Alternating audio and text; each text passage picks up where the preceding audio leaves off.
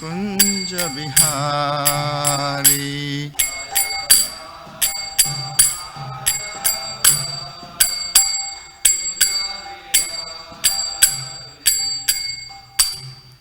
जय ओम विष्णुपाद परमहंस परिवजक आचार्य अष्टोत्तर शत his divine grace AC भक्ति वेदांत स्वामी प्रभुपाद की जय ओम विष्णुपाद परमहंस परिवर्जक आचार्य अष्टोत्तर शत हिज डिवाइन ग्रेस श्रील भक्ति सिद्धांत सरस्वती ठाकुर प्रभुपाद की नामाचार्य हरिदास ठाकुर की प्रेम से कहो श्री कृष्ण चैतन्य प्रभु नित्यानंद श्री अद्वैत गदाधर शिवासादि गौर भक्त वृंद की श्री श्री राधा कृष्ण गोप गोपीनाथ श्याम कुंड राधा कुंड गिरि गोवर्धन की वृंदावन धाम की मथुरा धाम की मायापुर धाम की जगन्नाथपुरी धाम की जय भक्ति देवी की जय तुलसी महारानी की जय गंगा मई जमुना मई की जय समवेद भक्त वृंद की जय all glories to the assembled devotees Hare Krishna all glories to the assembled devotees all glories to the assembled devotees hare krishna all glories to Sri Guru and Sri Gauranga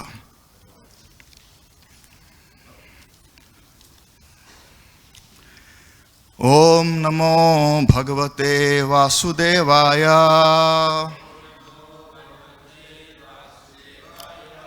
Om namo bhagavate vasudevaya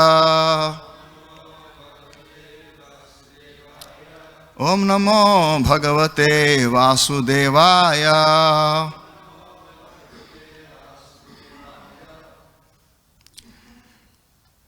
We are reading from Srimad Bhagavatam, Canto 3, Chapter 10, Verse 16.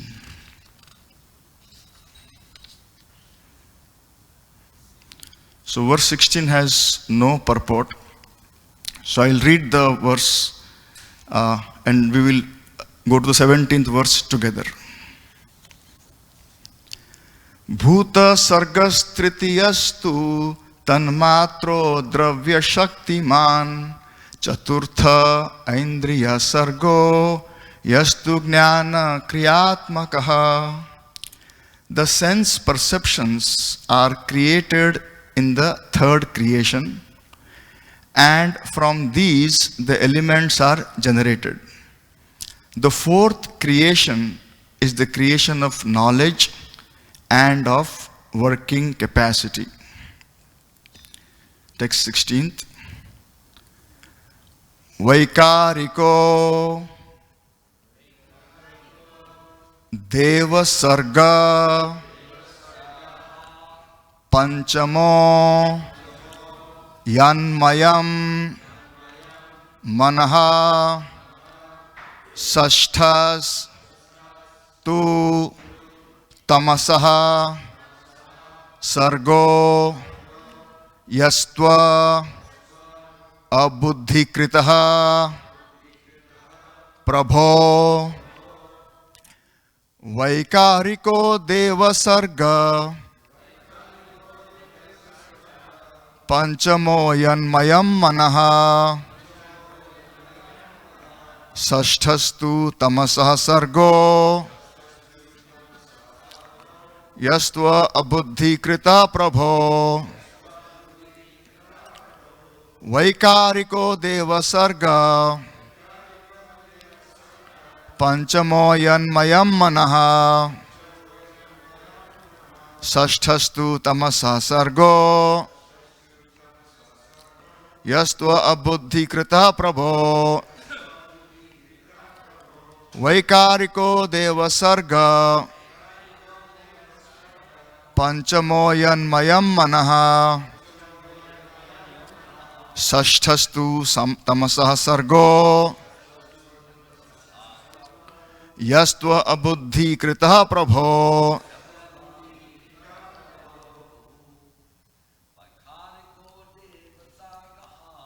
Vaikariko deva sarga Panchamoyanmayam manaha. Sashtastu tamasa sargo. Yastva abuddhi kritaha prabho. Vaikariko deva sarga. Panchamoyanmayam manaha. Sashtastu tamasa sargo. Yastva abuddhi krita prabho. Vaikariko deva sarga. Panchamoyanmayam manaha. Sashtastu tamasa sargo. Yastva buddhi krita prabho. Vaikariko deva sarga. Panchamoyanmayam manaha. Sashtastu tamasa sargo. Yastva buddhi krita prabho. Vaikariko deva sarga. Panchamoyanmayam manaha. Sashtastu tamasa sargo. Yastva buddhi krita prabho. Matajis. Vaikariko deva sarga. Panchamoyanmayam manaha. Sashtastu tamasa sargo. Yastva buddhi krita prabho. Vaikarika, interaction of the mode of goodness. Deva, the demigods or controlling deities. Sarga, creation. Panchama, fifth. Yat, that which. Mayam, sum total. Manaha, mind. Sashtha, sixth. Tu, but. Tamasa, of darkness. Sarga, creation. Yaha, that which. Tu, expletive. Abuddhi kritaha, made foolish. Prabho, of the master. Translation and purport by His Divine Grace Srila Prabhupada ki jai. The fifth creation is that of the controlling deities by the interaction of the mode of goodness, of which the mind is the sum total. The sixth creation is the ignorant darkness of the living entity by which the master acts as a fool.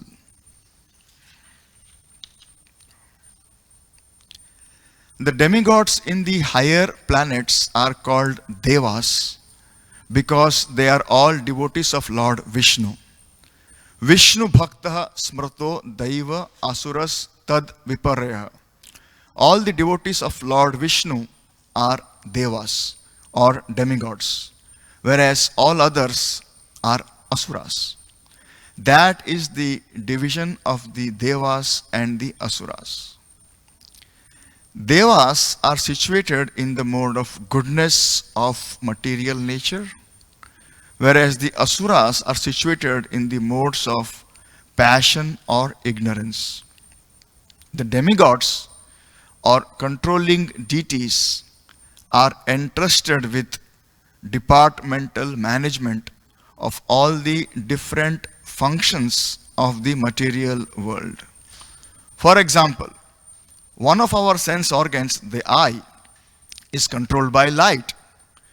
Light is distributed by the sun rays, and their controlling deity is the sun. Similarly, mind is controlled by the moon. All other senses, both for working and for acquiring knowledge, are controlled by the different demigods. The demigods are assistants of the Lord in the management of material affairs. After the creation of the demigods, all entities are covered by the darkness of ignorance. Each and every living being in the material world is conditioned by his mentality of lording it over the resources of material nature. Although a living entity is the master of the material world, he is conditioned by ignorance, by the false impression of being the proprietor of material things. The energy of the Lord, called avidya, is the bewildering factor of the conditioned souls. The material nature is called avidya or ignorance, but to the devotees of the Lord engaged in pure devotional service, this energy becomes vidya or pure knowledge.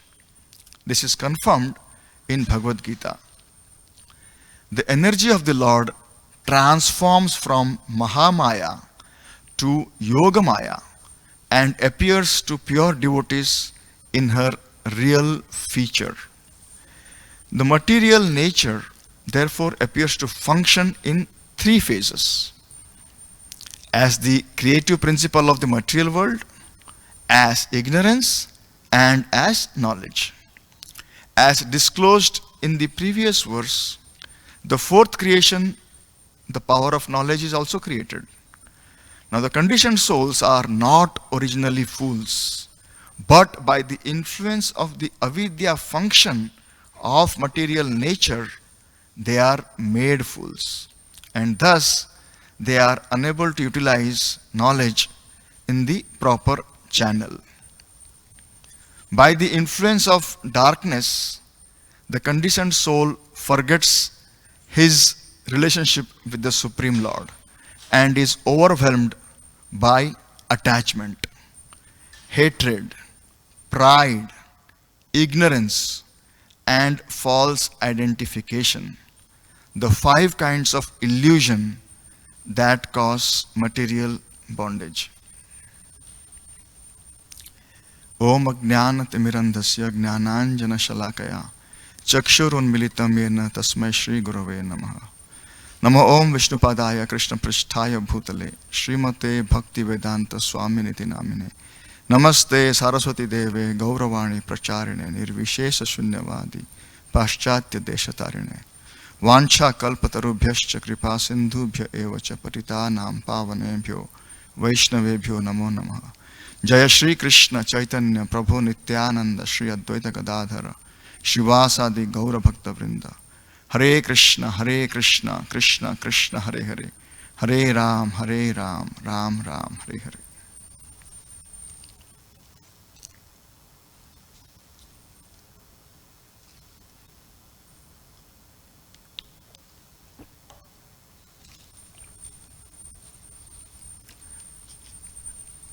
Hare Krishna. So, we are continuing our reading from the third canto in this chapter 10, which is titled as the divisions of creation. And in this, we see how Maitreya Rishi is explaining to Vidura the questions he asked and the answers. And in this specific two verses that we read today, it is a continuation of what we read yesterday. Subhas Prabhuji mentioned yesterday how Mahavishnu glances over the Mahatattva. So the first of the Mahatattva is created, that's number one. Second creation is the Ahankara or the false ego. And today we read about the third, fourth, fifth and sixth creations. The third creation was the Tanmatras. The fourth creation was we said about the deities. And the fifth creation we heard was about the senses. And so the fifth creation was of deities, controlling deities, and the sixth creation was of the ignorance that we read. It's called avidya. Now in this purport, Srila Prabhupada talks about how the devatas or the deities, how they are different from the asuras. So primarily these two categories, devas and asuras, are kind of defined clearly in the scriptures, and they are kind of distinguished on the fact that the devas are kind of aligned with the will of the Lord, and asuras are against. It's a very simple division. And of course, there are details in the Bhagavad Gita. We see in the 16th chapter, it is mentioned as to the divine and demoniac qualities. So that is more detail about how there are 26 divine qualities, starting with, Abhayam, Satasam, Sudhir, and so on. And also in the same chapter, the Lord elaborately describes about the demoniac qualities. So the devas and asuras are primarily classified based on the qualities or the natures that they acquire.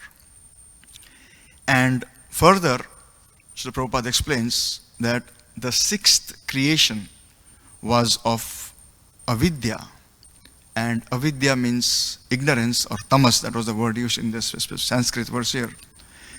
Now, the same nature of the Lord can be perceived as vidya or avidya depending on our disposition. Again, yesterday, Suvas Prabhuji mentioned about free will. So depending on the free will, the same nature of the Lord, the same Maya Shakti of the Lord can be as Mahamaya or Yogamaya.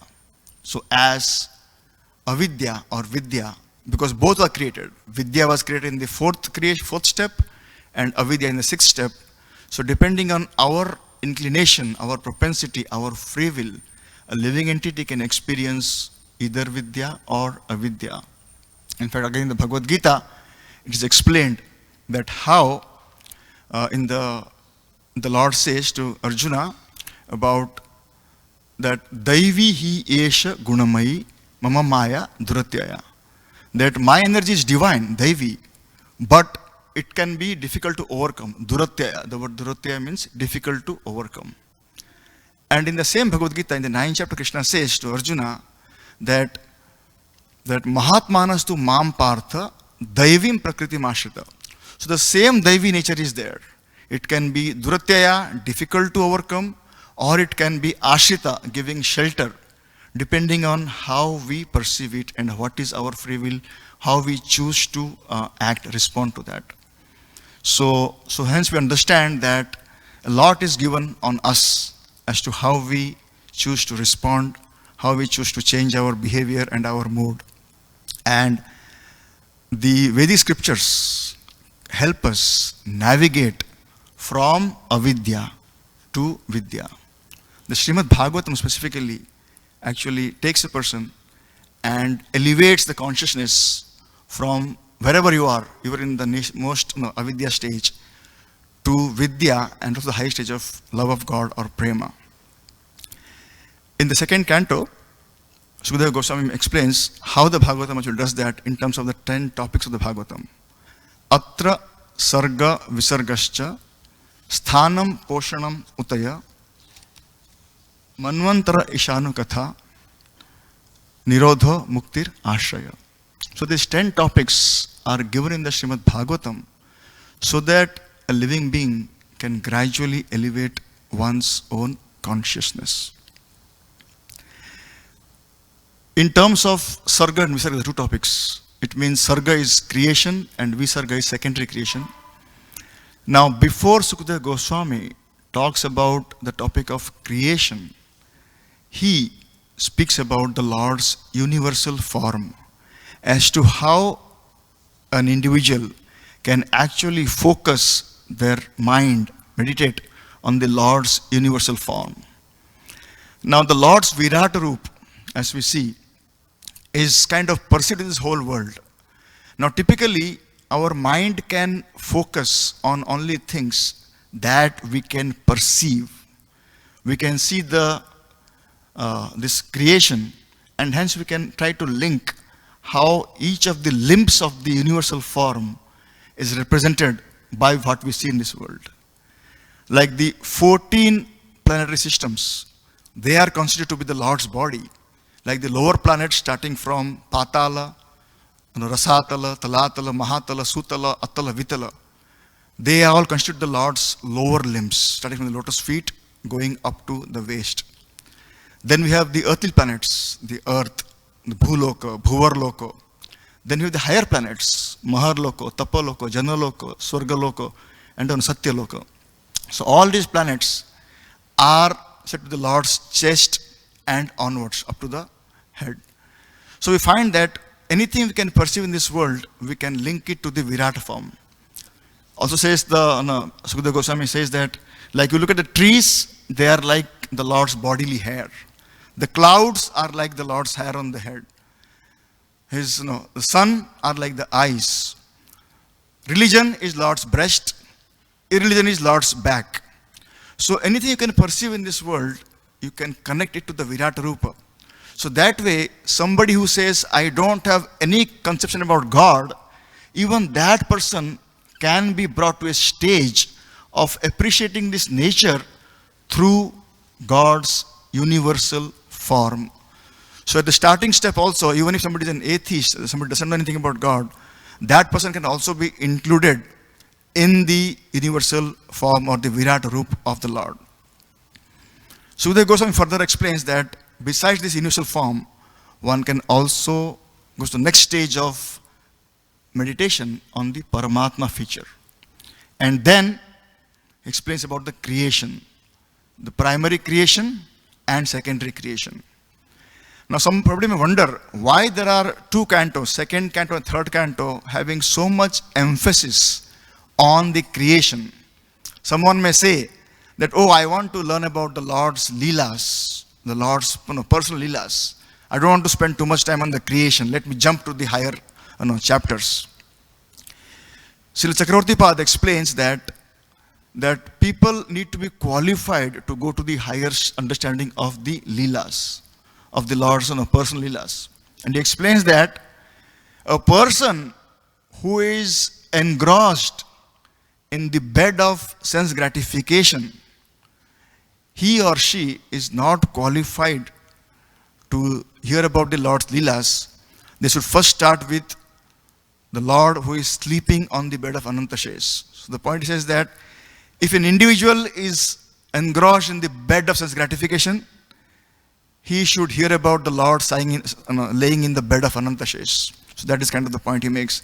And to start with the Anantashesh, the Lord lying down and creating this creation. If we examine how we see how the creation actually helps us overcome our base nature of sense gratification.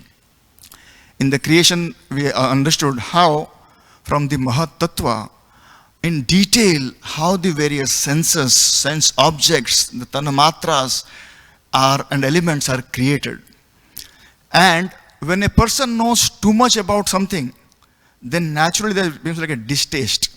So the Prabhupada says, like a sweet maker does not like his own sweets because he's in a kind of too much, he's too much overindulged already. Oh, I don't want his sweets. Similarly, when we hear about the Lord's creation of the senses, there's so much details, then there will be some desire to kind of avoid sense gratification. It helps understand that, oh yeah, I know now, I know too much about the technology of senses, how they are made. So there will be some kind of proclivity to avoid sense gratification. Secondly, it is also we understand how the Lord, using his energies, is creating the senses, sense objects, and also the desire for a particular, I would say, an individual or a living entity to be attracted towards that specific sense object. For example, a human being, senses, have no attraction towards a mosquito. If a man sees a she mosquito, no attraction. Similarly, but when he sees a other human form, then there's attraction. Or for example, a mosquito, a sea mosquito, a female mosquito. When he sees a man, he sees, okay, this is she sees my food. So similarly, the ability to perceive a particular sense object is also given by the Lord. So we see how creation of senses and also the ability that how we find a specific object as sense as attractive is also given by the Lord. So we can understand how the Lord is so merciful that because He wants us to execute our free will and experience enjoyment for the purpose we came here, He actually creates senses and He also gives us that ability to perceive the right sense objects, feel attraction, and hence experience that enjoyment, enjoyment to satisfy our propensity.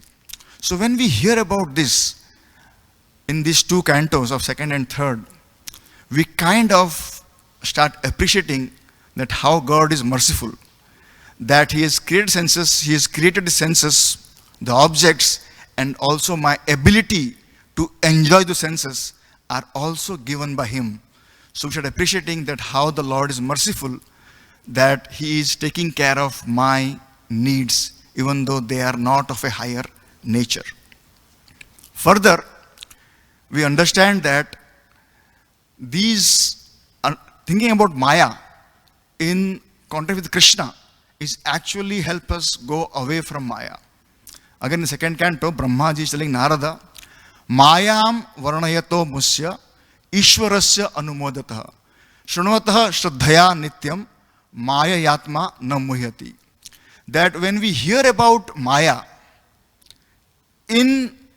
along with Ishwara together, then naturally the desire to enjoy Maya also reduces. When we look at Maya independently, then we think, okay, here I see an object, it is for my sense gratification. But when we look at Maya in connection with Krishna, then we know, okay, here is Maya, here is the Lord who is the master, and then we start kind of looking at it in a different perspective, the whole towards the illusion, and hence it helps us kind of get over the illusion and move from avidya towards the Lord's higher nature. So these are the reasons why Sukadeva Goswami spent so much time explaining about Sarga and Visarga, the primary creation by Mahavishnu, secondary creation by Brahma, in the second and third cantos, so that we understand these sense objects, senses, and kind of develop a little distaste for them, and develop an appreciation for the Lord, that how the Lord is giving us facilities to even experience our base nature. So we start appreciating that. After these two topics, the next topic is Sthanam. Sarga Visarga Sthanam. The Bhagavatam says that Sthiti Vaikuntha Vijaya, which means that Sthanam means, one understanding of Sthanam is understanding how each living entity is situated. So after creation, the Lord is kind of placing everyone in different places. So in the fifth canto, we have the description of the various planetary systems, the Shishumara planets, the Mount Meru, Jambudvipa, and so on. It is explained in very detail how each living entity, based on their desires and what they deserve, they are placed in a specific planet to experience their senses, to enjoy the senses.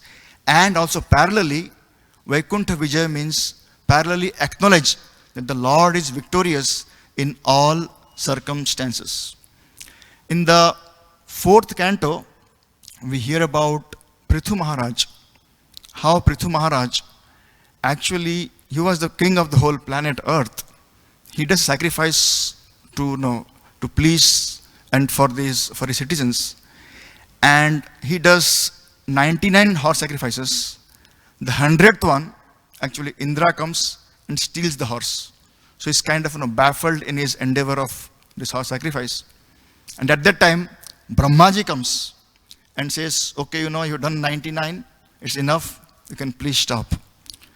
While he's thinking about it, even Lord Vishnu comes and he says, Sudhiya sadhava loke naradeva narottama nabhidriyanti bhutebhya narhi atma kalevaram the Lord says that, O Prithu Maharaj, you are a person of advanced intelligence. So you are Sudhiya, means higher intelligence.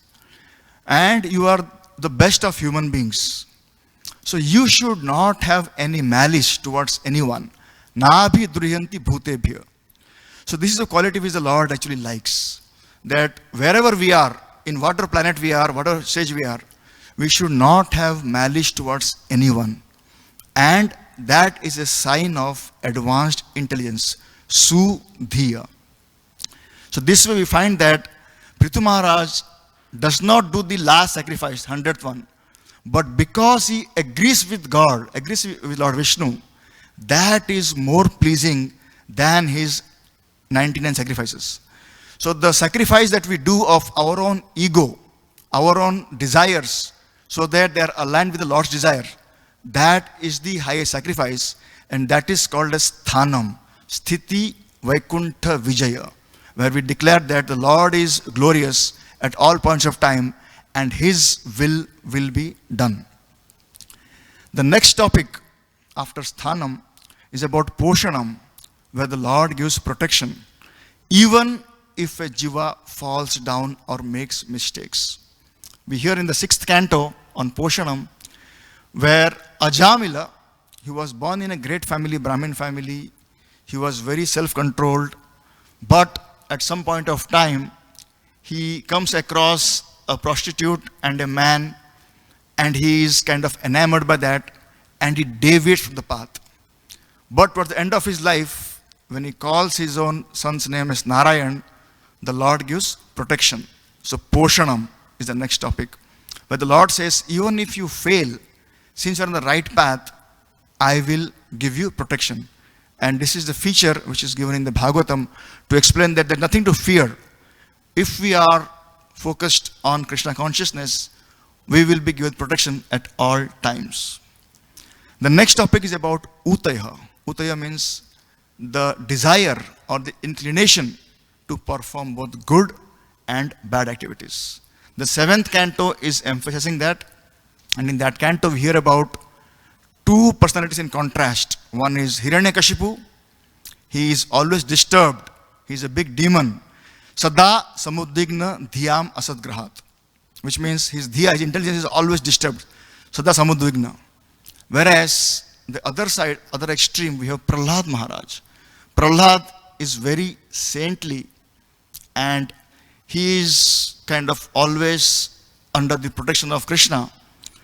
And we see how these two personalities and the results of these two actions, these two inclinations, how he is given protection and the Hiranyakashipu is destroyed. Now someone may say that I am neither as bad as Hiranyakashipu or nor be as good as Prahlad. So for I'm in between. So for them, there are 4 chapters given in the 7th canto towards the end about Varnashram Dharma. That wherever you are, you can actually gradually progress by following the Varnashram system. So you can gradually go towards a higher consciousness. The next canto, the 8th canto, talks about Manvantara, that how the Lords comes in different times of Manu to give protection to his devotees. So we hear about Swayambhuva Manu, then it comes to Sarochisa Manu, Uttama Manu, Tamasa Manu, Raivata Manu, Chakshusha Manu, and currently we're in the period of Satyavrata Manu or Vaivashvata Manu. And this way we find that in every incarnation the Lord actually comes and he does this activities not only once but repeatedly all the time. The next topic is about Nirodha. Nirodha means even though we have desires, let us say we are unable to purify ourselves. Oh, Ishanukatha, sorry, thank you. So Ishanukatha is the 9th canto, and in 9th canto, of course Ishanukatha is there throughout the entire Bhagavatam, but Acharyas say that in the 9th canto specifically about Lord Ramchandra and about the whole Vamsavali of the Sun dynasty and the Moon dynasty is explained. So that is considered as an emphasis on Ishanukatha, about the Lord's activities and his pastimes. Then we go to the topic of Nirodha, and in the topic of Nirodha, which means actually annihilation. In annihilation, there are of course 4 types of annihilation, which is Nitya, means happening every day. As we age, we deteriorate. The next annihilation is Naimitika, which happens at the end of Brahma's day. Then we have Prakritika, which is the end of Brahma's life. And we have Atyantika, which means we actually annihilate our false ego so that we don't take birth again. But assuming we are not able to do that, then we are actually staying in the womb of Vishnu till the next creation again happens. So the idea is that we should try for mukti and not wait till that annihilation happens. And that the next topic of mukti or liberation, which is given very detailed in the 11th canto. The mukti means actually engaging in devotional service. Muktir hitva anyatha rupam sarupena vyavasthiti. Mukti means a person doesn't take multiple forms, the jiva, but actually goes to his original form, which is of devotional service. And this topic is given in big detail in the Uddhava Gita, where Krishna elaborates the process of devotional service. And all this is done to bring us to the point of Ashraya, the supreme shelter of Lord Krishna, in the 10th canto. So this way you find that the Srimad Bhagavatam helps an individual soul, starting from the initial cantos about Sarga and Visarga, to gradually come to the stage of Ashraya by understanding that the Lord gives protection. The Lord is always there in every Manvantara to give us kind of his pastimes and inspire us, and that he is there that even if you cannot completely fulfill your desires, you can actually go to the highest stage of mukti or liberation by engaging in devotional service, and that will bring us to the highest point of shelter where the Lord is conquered by the devotee's love. So this way we can take benefit of the Srimad Bhagavatam and inspire ourselves and everybody around us to actually move from avidya to vidya. Thank you very much. Hare Krishna. Are there any questions or comments? Yes, Maharaj.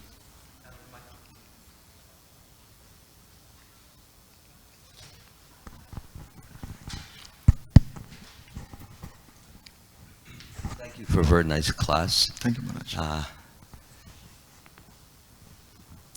There was one pastime that you mentioned, which you went over rather quickly because you wanted to get in all those wonderful pastimes.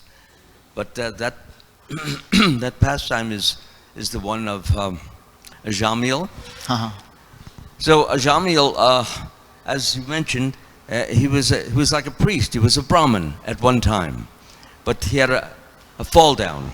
He was walking through the forest getting vegetables and fruits for his family, and then he saw these two persons, male and a female, engaged in fallen activities. So he couldn't get it out of his mind. These are the points that we have to remember. He could not get out of his mind those two and what they were doing. And it came to the point where he wanted to actually have that prostitute who he was watching. He wanted her as his wife or his associate. And he couldn't get that out of his mind. This is the important point. The more he tried to get her out of his mind, the more she came into his mind. So what happened is eventually he associated with her, and she became like a wife to him. Okay, even though he had another wife, but he wanted her. There was something very sleazy about her which appealed to him. That happens, even though he was a Brahmin. Nonetheless, sorry about my throat. Nonetheless, the very fact that there was something there that was attractive. So what happened was that he married her. Now Krishna, this is the important point for all of us. Krishna says that no matter how far down, how low you fall, if you have done devotional service at some time in your life, I will never forget that, and I will do my very best to rescue you from your fallen position. And if you surrender, you will get rescued and you will become self-realized. So this is very interesting because it pertains to all of us. We're all in the Western world. We all have had fallen situations, and sometimes it's very difficult to get out of them. So what happened was that if I can remember it. So what happened was that the Lord arranged that Ajamil would name his last son Narayan. Narayan is the name of God, as you know. And it would be actually a rescue for him, although he didn't think of it as that. So he had with this prostitute 8 children. And on the 8th child, he named that child Narayan. So when it was time for Ajamil to die, the Yamadutas, the servants, not of Lord Vishnu, but the servants of Lord Yamaraj, the Lord of Death, was to come and take him to hell. That was the process. That was what was going to happen. So what happened is when it was time for him to die and be escorted, I wouldn't say escorted, dragged. He was dragged towards the hell. He was scared. He was anxious. He was so uncertain. And he started shouting. And one thing, and we all can identify with this, is that he very much loved his last little child. Any of us who have children or who have children in the family, little one, you cannot help but want to cry out for rescue. So what happened was that he did not call for his son. His name was Narayan. That was an arrangement that Krishna had made. That was the rescue, that he would have a son named Narayan. And when it was time for the Yamadutas, the servants of death, to drag him to hell, he had this sentimental feeling for his little son. And all he wanted is to see and touch, look at his son, and he shouted, Narayan! Narayan! He wanted to die looking at the... Now, by calling out the name Narayan, not once but several times, all his impurities became purified.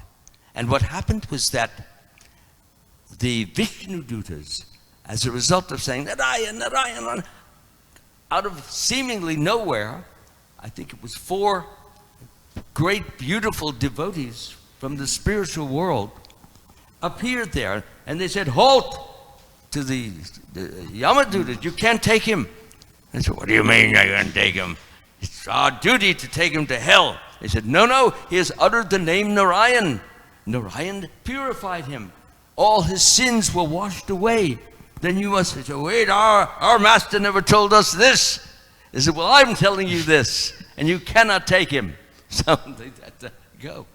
So Ajamil was so amazed, so astounded, that here he was being saved. He was on the way to hell, but he was being saved as a result of the holy name Narayan. Therefore, as a result of that, he then went to Rishikesh. I'll simplify it. He went to Rishikesh. He chanted the holy name there in North India. And as he continued to do that, and the ultimate result was that, although he had been a very horrible, lowly sinner, he now had become very greatly saintly. And ultimately, he went back home, back to Godhead, as a result of that grace that the Lord had given him to name his son Narayan, so that at the time of death, he would call out of sentiment, Narayan, Narayan, and it would purify him, and he would go back home, back to Godhead. So that's how wonderful this process is. We should all be very thankful and grateful that we have it, and we should not underestimate the value of the name, any of God's names, and especially these which we are learning. Narayan, Om Namo Narayana, so forth. Thank you. Thank you, Maharaj. Hare Krishna.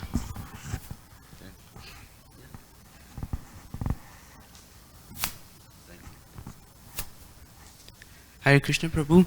I had a question. I was understanding Krishna, he doesn't see the difference between material and spiritual energy. Krishna doesn't see the difference between when he comes in the material world, he doesn't kind of experience the ignorance. Can you explain a little bit about this kind of feature of Krishna? Oh. That's- For him, it's kind of the same, but for us, it's different. Right. So Krishna is the master of material nature. He says that Maya Dakshena Prakriti. So which means the Prakriti is nature that's under my direction, Maya Dakshena. So since he's the master, he can never be under the influence because he's above matter. Whereas we are marginal living entities. Marginal means we can be either on the boundary. We can be either deciding to go to the higher nature or lower nature, para or apara prakriti. So we being kind of vulnerable, we have to be careful in accessing our free will. So God is, since above the energy, he can actually control it. He is not under the influence, even though he comes in this world. Whereas living entities, we being marginal, which means we are vulnerable. So hence we have to be careful that we choose the right direction, the right energy. Make sense? Yeah, thank you, Prabhu. Thank you. Hare Krishna.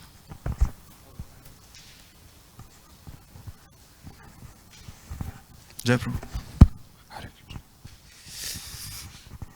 I actually have two questions. One question is, when you're talking about the Virat Rupa, and then it gives a description how the trees are like his hairs, clouds are like, oh no, clouds are like the hair on his head, and then trees are like the hair on his body, right? Yeah.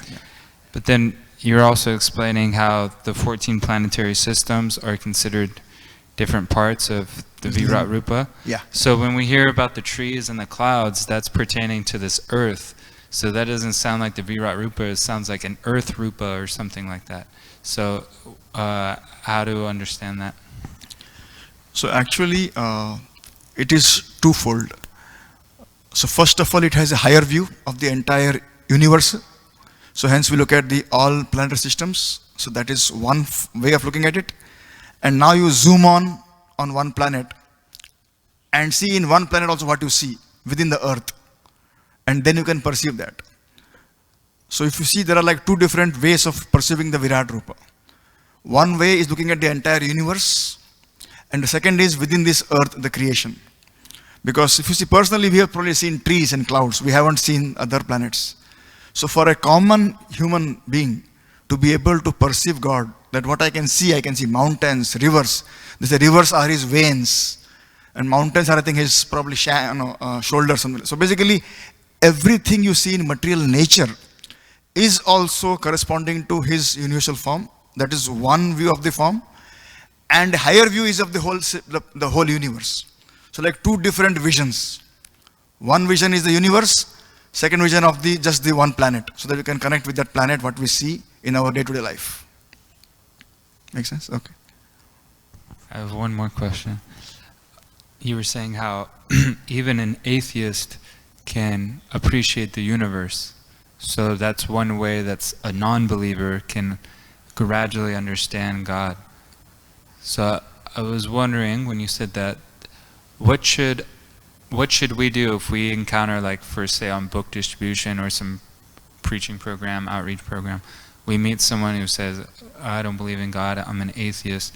Of course we know, okay, we're not supposed to preach to the envious, it's better to avoid them. But can we, in some circumstances, if someone says, I'm an atheist, I don't believe in God, tell them, no, actually, what people mean by God is actually the universe. It's this is God, what you're seeing here is actually God. And in some sense, that's not the full truth, but it is true. It's to like help them understand. Maybe they'll be like, oh, okay, maybe I'm not an atheist. Maybe the universe is God. So they've made like a step up. Is that proper to do, or how should we go about doing that? I think that's the right approach, because people may have a hard time understanding the personal form of the Lord. So for them it's like a far out cry, oh, how can I think God is a person? So starting step, at least you see the nature and appreciate this nature as limbs of the Lord. So I think that's a perfect approach. That should help definitely, yeah. Okay. Thank you so much, Prabhu. Granthra Srimad Bhagavatam ki, Srila Prabhupada ki jai.